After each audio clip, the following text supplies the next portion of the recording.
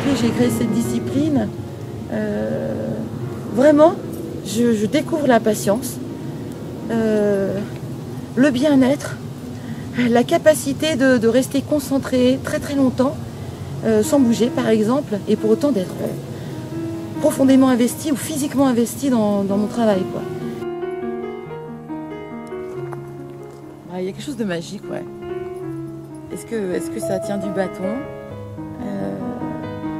C'est un ensemble de choses. De toute façon, tu peux pas pratiquer le bow dance ou le bâton si t'es pas décidé à ne pas être maître.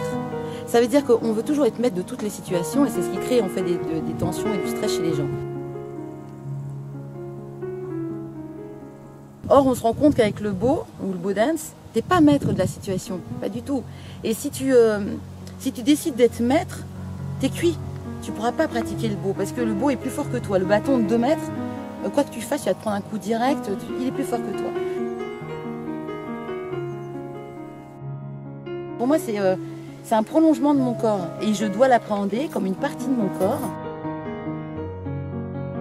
Si je n'écoute pas, si j'estime que c'est juste une chose, il n'y a rien qui sort.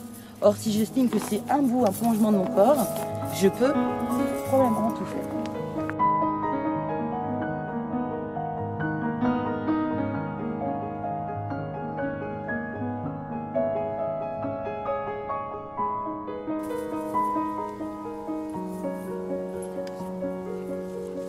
La création du bow dance, c'est vraiment une discipline, un nouvel art en fait, que j'ai créé en décembre 2014.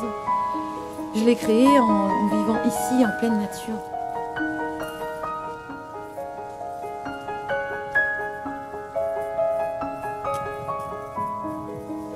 Je danse et je me suis retrouvée en fait à courir, et je cours tous les jours quasiment, et je me suis retrouvée à courir avec mon bâton de kung-fu et à la manipuler et à me dire mais attends, il se passe quelque chose de merveilleux. Et